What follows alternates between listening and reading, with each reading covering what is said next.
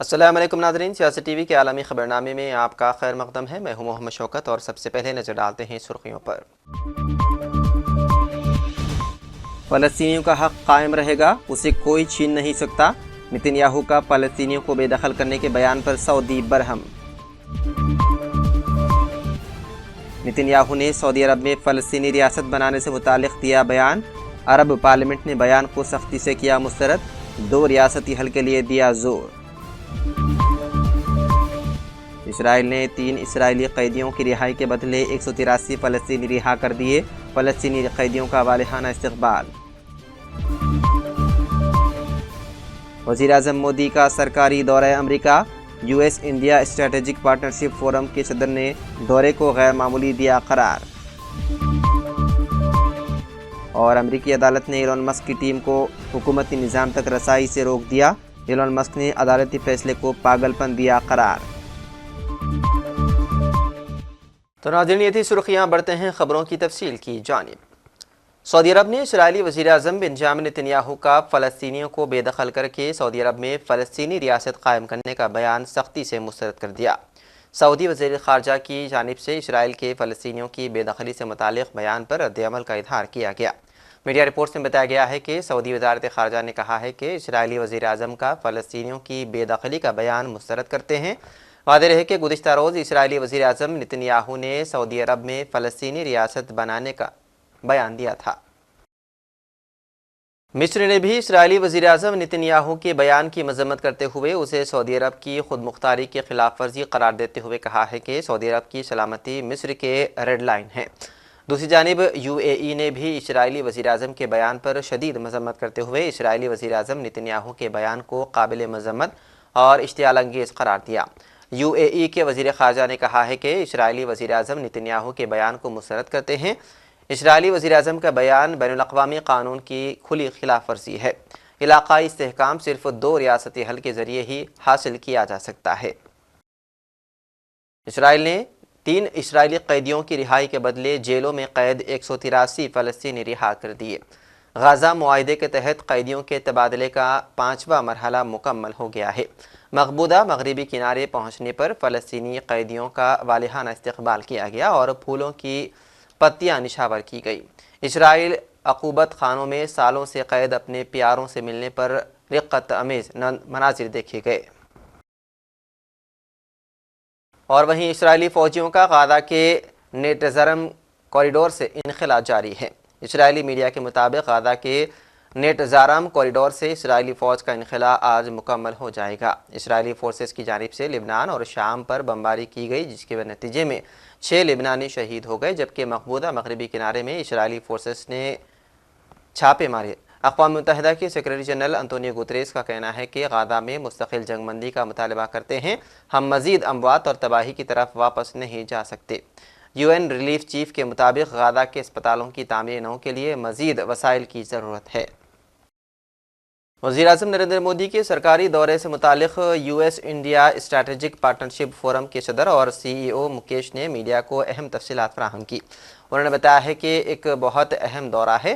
بنیادی طور پر یہ دورہ جغرافیائی سیاسی صف بندی کو جاری رکھنے کو یقینی بنانے کے بارے میں ہے۔ تجارت پر دونوں ممالک کے درمیان مفاہمت اہم ہونے والی ہے۔ اقتصادی اور ٹیکنالوجی کی منتقلی کے ایجنڈے پر توجہ مرکوز کی جا رہی ہے۔ غیر قانونی ہجرت کے بارے میں تبادلہ خیال کیا جائے گا۔ The visit is all about ensuring that geopolitical alignment continues. The understanding between the two countries on trade is going to be critical. Economic agenda, focus on technology transfer is going to be critical. And obviously there are issues of illegal migration. They will be discussed. So I think it's important early on the Prime Minister meets with President Trump. At least they're aligned in common objectives as they drive growth of both economies to a higher level.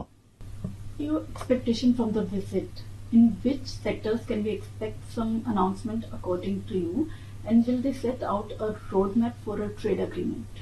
So don't expect any major announcements, because the visit is all about the Prime Minister meeting with the incoming President, but also the Vice President, his wife, and also meeting with the new cabinet.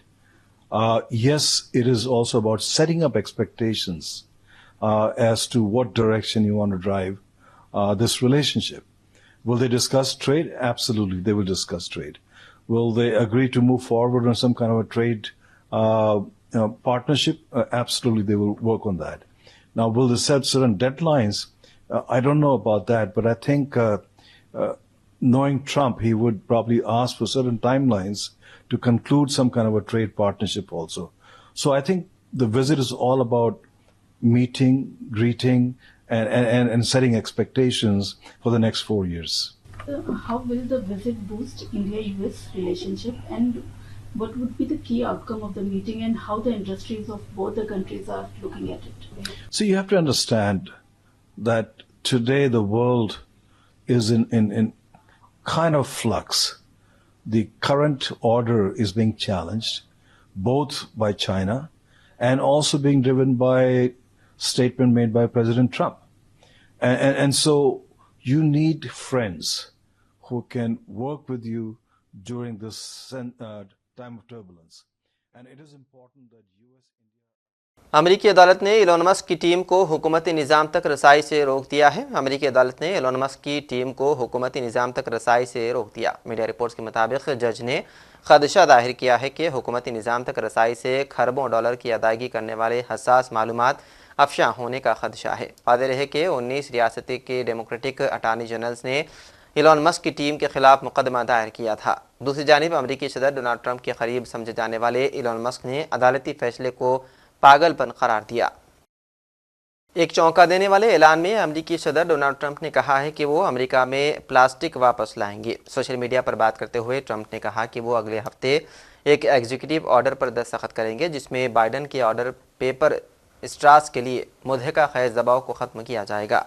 Trump ने कहा जो Biden को खुफिया मालूमात तक रसाई जारी रखने की ज़रूरत नहीं है, लिहाजा हम फौरी तौर पर जो बाइडन की सिक्योरिटी क्लियरेंस मनसूख कर रहे हैं और उनकी रोज़ाना की इंटेलिजेंस ब्रीफिंग को रोक रहे हैं। श्रीलंका में एक बंदर ग्रिड स्टेशन में घुस गया जिसकी वजह से पूरे मुल्क को लोड शेडिंग का सामना करना पड़ गया। उसके बाद 3 घंटे बाद भी बिजली पूरी तरह बहाल ना हो सकी। वज़ीर तवानाई ने कहा है कि एक बंदर हमारे ग्रिड स्टेशन के ट्रांसफार्मर से टकरा गया जिसकी वजह से बिजली का निज़ाम मुतासिर हुआ। इससे कबल मुआशी बहरान के दौरान श्रीलंका को मौसम गर्मा में कई माह तक लोड शेडिंग का सामना करना पड़ा था। पेट्रोल पंप्स पर डीजल और पेट्रोल की कमी थी और दिन भर में बिजली सिर्फ 13 घंटों के लिए मुहैया की जा रही थी। लंदन के हैटन गार्डन ज्वेलरी क्वार्टर में दुकानों पर ख़रीदारों और जेवरात बेचने वाले ग्राहकों का तांता बंधा हुआ है क्योंकि सोने की कीमत में रिकॉर्ड इजाफा हो गया है। बरतानवी खबरसां एजेंसी राउटर्स के मुताबिक ज्वेलरी क्वार्टर में मौजूद जेनिफर लायल जो सोने का एक पुराना कड़ा और बाली बेचने आई थी ने अज़ारे मजाक कहा है कि वो मुझे जो भी पेशकश करेंगे मैं उन्हें इनकार कर दूंगी। जोग्राफियाई, सियासी और इक़्तिसादी गैर यकीनी सूरत हाल में मरकज़ी बैंक बड़ी मकदार में सोना ख़रीद रहे हैं क्योंकि इसे महफूज सरमाकारी समझता है। और आखिर में सुर्खियों पर एक और नज़र। फ़लस्तीनियों का हक़ कायम रहेगा, उसे कोई छीन नहीं सकता। नेतन्याहू का फ़लस्तीनियों को बेदखल करने के बयान पर सऊदी बरहम। नेतन्याहू ने सऊदी अरब में फ़लस्तीनी रियासत बनाने से मुतालिक दिया बयान। अरब पार्लियामेंट ने बयान को सख्ती से किया मुस्तरद। 2 रियासती हल के लिए दिया जोर।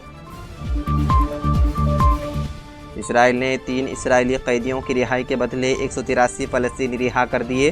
फ़लस्तीनी कैदियों का वालिहाना इस्तकबाल। वज़ीर-ए-आज़म मोदी का सरकारी दौरा अमरीका।